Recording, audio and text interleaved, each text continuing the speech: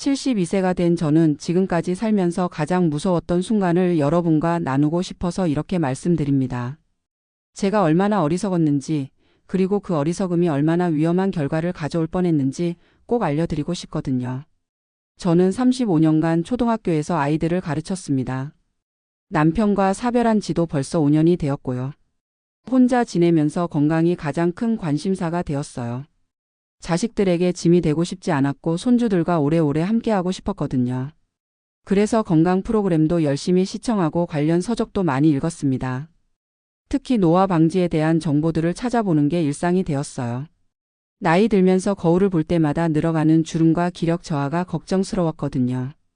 그러던 중 작년 봄 건강정보 프로그램에서 레스베라트롤이라는 성분에 대해 알게 되었습니다. 포도 껍질에 들어있는 천연 성분으로 노화 방지에 탁월한 효과가 있다고 하더라고요. 특히 프랑스 사람들이 기름진 음식을 많이 먹으면서도 심장병이 적은 이유가 적포도주의 레스베라트롤 때문이라는 이야기를 들었어요. 그 프로그램에서는 레스베라트롤을 마치 젊음의 비약처럼 소개했습니다. 세포 노화를 늦추고 피부에도 좋고 심혈관 질환도 예방한다고 했어요. 게다가 천연 성분이니까 부작용도 없다고 강조하더라고요. 저는 그 말을 듣고 완전히 매료되었습니다. 나이 72세에도 건강하고 젊게 살고 싶은 마음이 간절했거든요. 그래서 바로 인터넷으로 레스베라트롤 제품을 주문했어요. 하지만 제품을 고르는 과정에서도 저는 너무 순진했습니다. 가격이 비쌀수록 좋은 거라고 생각해서 한 병에 15만 원이나 하는 고급 제품을 샀어요. 트랜스 레스베라트롤이 99% 함유되어 있다는 광고에 완전히 넘어간 거죠. 친구들에게도 자랑스럽게 이야기했습니다. 나는 이제 과학적으로 검증된 노화 방지 성분을 먹고 있다고요. 몇 명의 친구들도 저를 따라 레스베라트롤을 주문했어요. 복용을 시작한 지 한 달 정도 지나니까 정말 기분이 좋아지는 것 같았어요. 거울을 볼 때도 피부가 좀 더 촉촉해진 것 같고 아침에 일어날 때도 개운한 느낌이 들었거든요. 지금 생각해보면 그냥 플라시보 효과였겠지만 그때는 정말 레스베라트롤의 힘이라고 믿었습니다. 친구들과 만날 때마다 레스베라트롤 이야기를 했어요. 서로 어떤 제품을 먹는지 어떤 변화가 있는지 열심히 정보를 나누었죠. 마치 젊음의 비밀을 공유하는 것 같아서 즐거웠습니다. 그런데 복용한 지 6개월쯤 지난 가을 정기 건강검진을 받게 되었어요.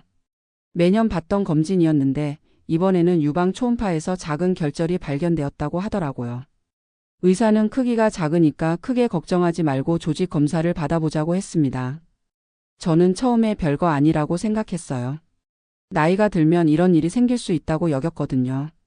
게다가 레스베라트롤을 먹고 있으니까 오히려 몸이 좋아지고 있을 거라고 믿었어요. 조직 검사를 받기 전 의사와 상담을 하는데 현재 복용하고 있는 약물이나 건강보조제가 있는지 물어보더라고요. 저는 당당하게 레스베라트롤을 매일 500mg씩 먹고 있다고 대답했습니다. 노화 방지에 좋다고 해서 6개월째 복용 중이라고 자랑스럽게 말했어요. 그런데 의사의 표정이 갑자기 심각해지더라고요. 언제부터 먹었는지 어떤 제품인지 왜 먹게 되었는지 자세히 물어보았어요. 저는 그때까지도 의사가 왜 그런 질문을 하는지 이해하지 못했습니다. 그러다가 의사가 충격적인 말을 해주었어요. 레스베라트롤이 에스트로겐과 비슷한 작용을 할 수 있다는 거였어요. 특히 유방암의 80% 이상이 에스트로겐에 의존적인 암인데 레스베라트롤이 오히려 그런 암세포의 성장을 촉진할 수 있다고 하더라고요. 저는 그 순간 머리가 하얗게 되었습니다. 노화 방지를 위해 먹었던 레스베라트롤이 오히려 암을 키울 수 있다니요. 의사는 또 물어보더라고요. 가족력이 있는지. 그제서야 저는 어머니가 유방암으로 돌아가셨다는 사실을 떠올렸어요. 의사는 즉시 레스베라트롤 복용을 중단하라고 했습니다. 그리고 조직 검사 결과가 나올 때까지 다른 호르몬과 관련된 보조제도 절대 먹지 말라고 당부했어요.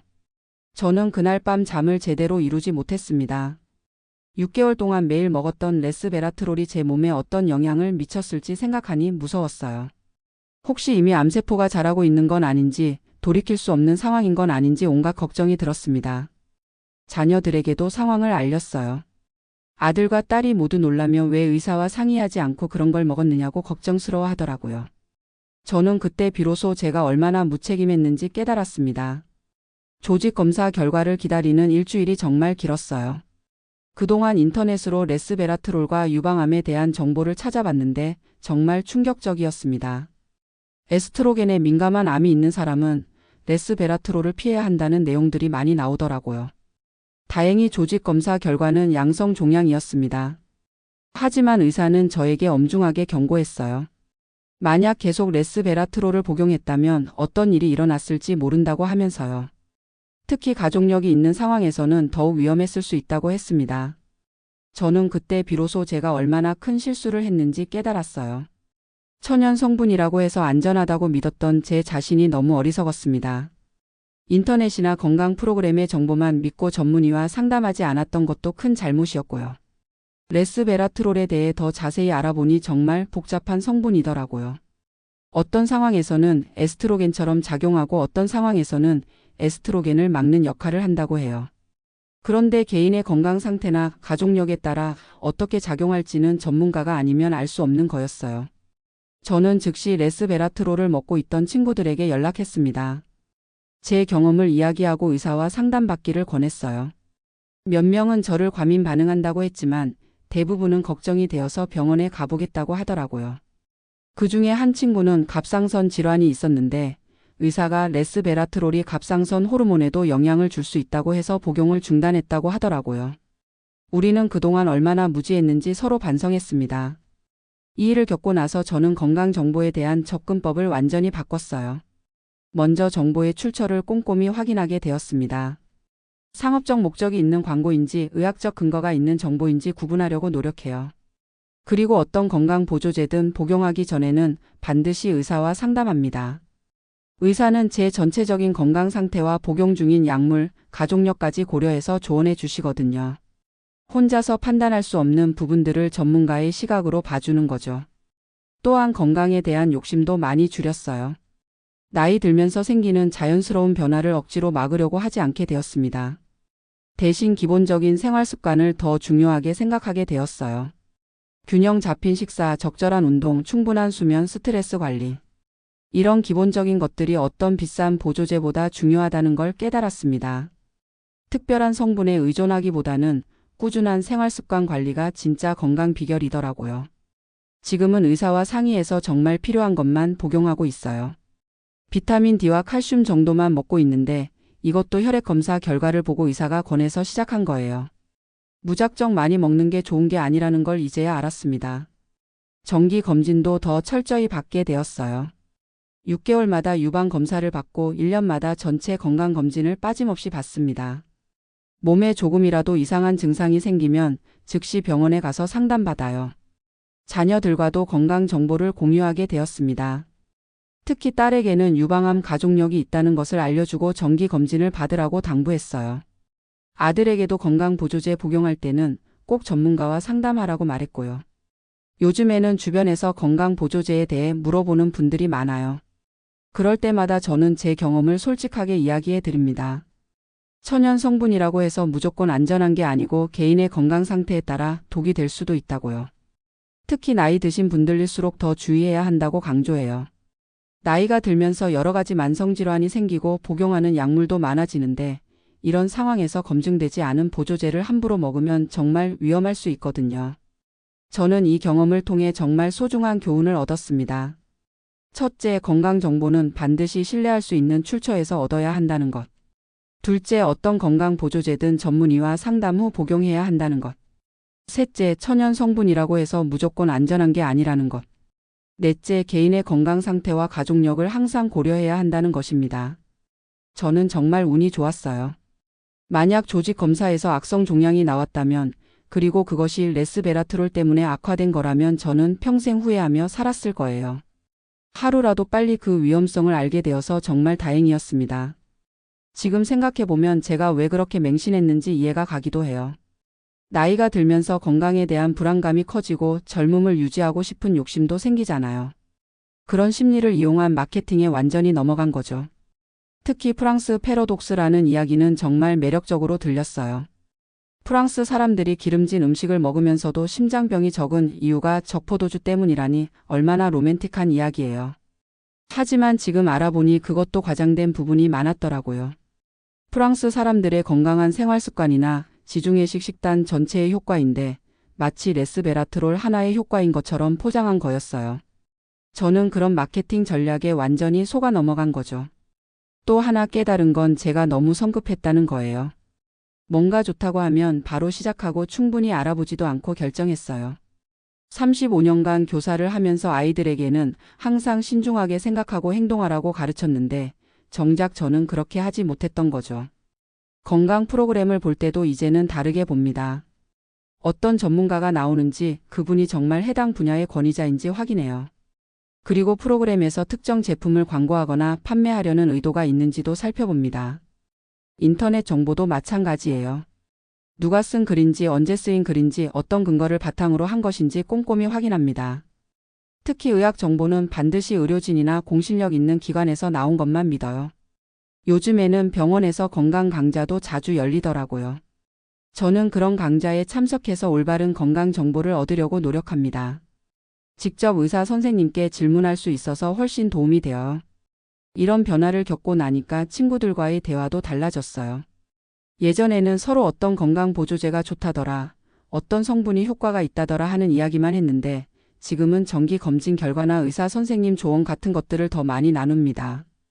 특히 나이가 비슷한 친구들끼리는 서로의 건강을 챙겨주려고 노력해요. 누군가 검증되지 않은 정보에 휘둘리려고 하면 저처럼 위험할 수 있다고 조언해주고요.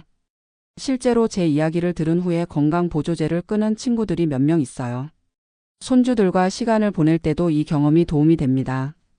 요즘 젊은 세대들도 인터넷에서 건강 정보를 많이 찾아보는데 가끔 잘못된 정보를 믿는 경우가 있어요. 그럴 때 제 경험을 들려주며 정보를 검증하는 것의 중요성을 알려줍니다. 제가 지금 72세인데 앞으로 몇 년을 더 건강하게 살 수 있을지 모르겠어요. 하지만 분명한 건 이제는 함부로 건강을 위험에 빠뜨리지 않을 거라는 점입니다. 검증되지 않은 것들에 의존하기보다는 의료진을 믿고 기본에 충실하려고 해요. 매일 30분씩 동네를 산책하고 집에서 간단한 운동도 합니다. 음식도 짜지 않게 골고루 먹으려고 노력하고 술은 아예 끊었어요. 스트레스를 받지 않으려고 마음의 여유도 가지려고 합니다. 이런 기본적인 것들이 어떤 신기한 성분보다 훨씬 중요하다는 걸 이제야 깨달았어요. 건강한 노화라는 게 무엇인지도 알게 되었고요. 억지로 젊어지려고 하기보다는 나이에 맞게 건강하게 사는 게 더 중요한 거더라고요. 요즘 주변에서 저를 보고 건강해 보인다고 하는 분들이 많아요. 예전에 레스베라트롤을 먹을 때보다 오히려 더 생기 있어 보인다고 하더라고요. 아마도 마음의 부담이 없어져서 그런 것 같아요. 가짜 건강에 의존하지 않고 진짜 건강을 챙기고 있다는 안정감이 겉으로도 드러나는 것 같습니다. 그리고 의료진과 좋은 관계를 유지하고 있다는 믿음도 큰 힘이 되고 있어요. 지금 이 이야기를 듣고 계시는 분들 중에도 저처럼 건강 보조제를 드시고 계신 분들이 많을 거예요. 특히 레스베라트롤이나 이소플라본, 석류 추출물 같은 식물성 에스트로겐 성분들을 드시는 분들이라면 꼭 의사와 상담 받아보시기 바랍니다. 모든 사람에게 해로운 건 아니지만 저처럼 가족력이 있거나 특정 질환이 있는 분들에게는 위험할 수 있거든요. 특히 유방암, 자궁암, 난소암 같은 여성 관련 암의 가족력이 있으시다면 더욱 주의하셔야 해요. 또한 이미 호르몬 치료를 받고 계신 분들이나 갑상선 질환이 있으신 분들도 조심하셔야 합니다. 천연 성분이라고 해서 약물과 상호작용이 없는 게 아니거든요. 저는 이번 경험을 통해 정말 많은 것을 배웠습니다. 무엇보다 겸손해야 한다는 걸 깨달았어요. 내 몸에 대해 모르는 게 너무 많고 건강이라는 게 정말 복잡하다는 것도 알게 되었습니다. 그래서 이제는 전문가를 더 신뢰하게 되었어요. 의사 선생님들이 몇 년, 몇십 년을 공부하고 경험을 쌓은 데에는 이유가 있다는 걸 깨달았거든요. 제가 인터넷에서 몇 시간 찾아본 정보로는 절대 그분들의 지식과 경험을 따라갈 수 없어요. 마지막으로 여러분께 꼭 드리고 싶은 말씀이 있습니다. 건강을 지키는 것도 중요하지만 건강을 해치지 않는 것이 더 중요하다는 거예요. 좋다고 하는 것들을 무작정 따라 하기보다는 해로울 수 있는 것들을 먼저 피하는 게 더 현명합니다.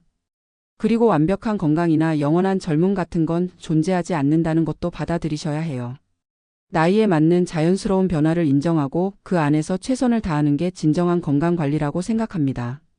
저처럼 위험한 실수를 하지 마시고 항상 전문가와 상의해서 안전하게 건강을 관리하시기 바랍니다. 여러분의 건강과 행복을 진심으로 기원합니다.